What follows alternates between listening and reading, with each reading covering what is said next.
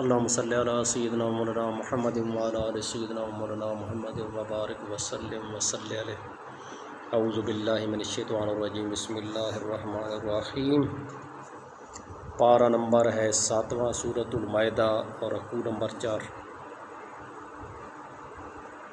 وہ دن یاد رکھنے کے لائق ہے جس دن خدا پیغمبروں کو جمع کرے گا، پھر ان سے پوچھے گا کہ تمہیں کیا جواب ملا تھا۔ وہ عرض کریں گے کہ ہمیں کچھ معلوم نہیں، تو ہی غیب کی باتوں سے واقف ہے۔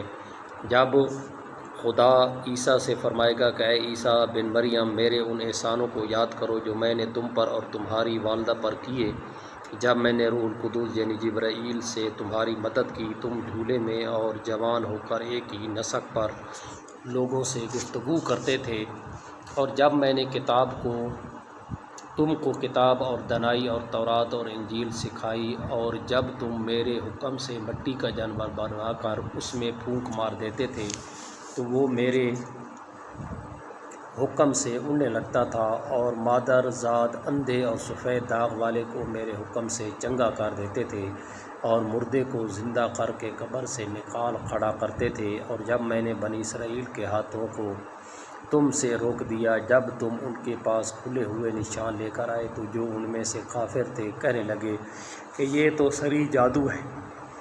اور جب میں نے حواریوں کی طرف حکم بھیجا کہ مجھ پر اور میرے پیغمبر پر ایمان لاؤ، وہ کہنے لگے کہ پروردگار، ہم ایمان لائے تو شہد رہیو کہ ہم فرما بردار ہیں۔ وہ قصہ بھی یاد کرو جب حواریوں نے کہا کہ اے عیسیٰ ابن مریم، کیا تمہارا پروردگار ایسا کر سکتا ہے کہ ہم پر آسمان سے طعام کا خوان نازل کرے؟ انہوں نے کہا کہ اگر ایمان رکھتے ہو تو خدا سے ڈرو۔ وہ بولے کہ ہماری یہ خواہش ہے کہ ہم اس میں سے کھائیں اور ہمارے دل تسلی پائیں، اور ہم جان لیں کہ تم نے ہم سے سچ کہا ہے، اور ہم اس خوان کے نزول پر گواہ ہیں۔ تب عیسیٰ ابن مریم نے دعا کی کہ اے ہمارے پروردگار، ہم پر آسمان سے خوان نازل فرما کہ ہمارے لیے وہ دن عید قرار پائے، یعنی ہمارے اگلوں اور پچھلوں سب کے لیے، اور وہ تیری طرف سے نشانی ہو، اور ہمیں رزق دے، تو بہتر رزق دینے والا ہے۔ خدا نے فرمایا میں تم پر ضرور خوان نازل فرماؤں گا، لیکن جو اس کے بعد تم میں سے کفر کرے گا اسے ایسا عذاب دوں گا کہ اہل عالم میں کسی کو ایسا عذاب نہ دوں گا۔ اور اس وقت کو بھی یاد رکھو جب خدا فرمائے گا کہ اے عیسیٰ ابن مریم، کیا تم نے لوگوں سے کہا تھا کہ خدا کے سوا مجھے اور میری والدہ کو معبود مقرر کرو؟ وہ کہیں گے کہ تو پاک ہے، مجھے کب شایع تھا کہ میں ایسی بات کہتا جس کا مجھے کچھ حق نہیں۔ اگر میں نے ایسا کہا ہوگا تو تجھ کو معلوم ہوگا، کیونکہ جو بات میرے دل میں ہے تو اسے جانتا ہے، اور جو تیرے ضمیر میں ہے اسے میں نہیں جانتا۔ بے شک تو علام الغیوب ہے۔ میں نے ان سے کچھ نہیں کہا بجز اس کے جس کا تو نے مجھے حکم دیا ہے، وہ یہ کہ تم خدا کی عبادت کرو۔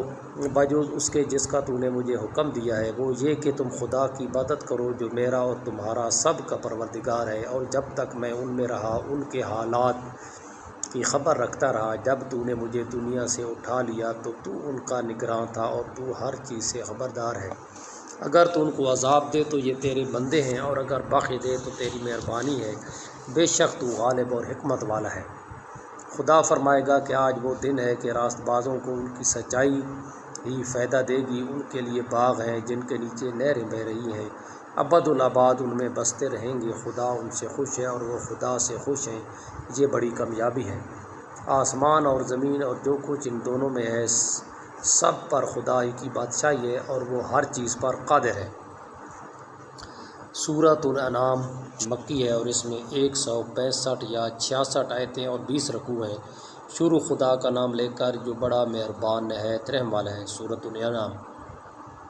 ہر طرح کی تعریف خدا ہی کو سزاوار ہے جس نے آسمان اور زمین کو پیدا کیا اور اندھیرا اور روشنی بنائی۔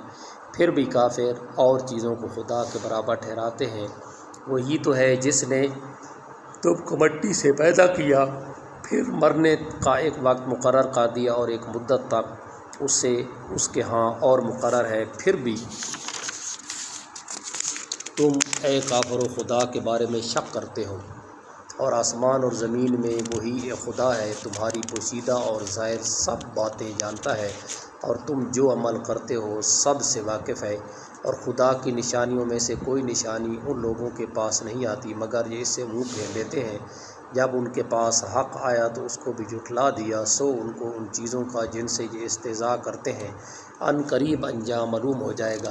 کیا انہوں نے نہیں دیکھا کہ ہم نے ان سے پہلے کتنی امتوں کو ہلاک کر دیا جن کے پاؤں ملک میں ایسے جما دیے تھے کہ تمہارے پاس بھی ایسے نہیں جمائے، اور ان پر آسمان سے لگاتار می برسایا اور نہریں بنا دی جو ان کے مکانوں کے نیچے بہہ رہی تھی، پھر ان کو ان کے گناہوں کے سبب ہلاک کر دیا اور ان کے بعد اور امتیں پیدا کر دی۔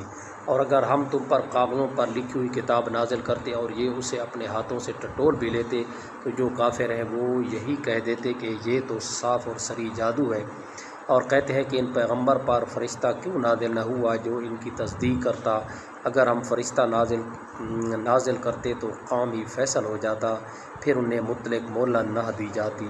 نیز اگر ہم کسی فرشتوں کو بھیجتے تو اسے مرد کی صورت میں بھیجتے، اور جو شبہ اب کرتے ہیں اسی شبے میں پھر انہیں ڈال دیتے، اور تم سے پہلے بھی پیغمبروں کے ساتھ تمسخر ہوتے رہے ہیں، سو جو لوگ ان میں سے تمسخر کیا کرتے تھے ان کو تمسخر کی سزا نے آ گھیرا۔ صدق اللہ مولانا العظیم۔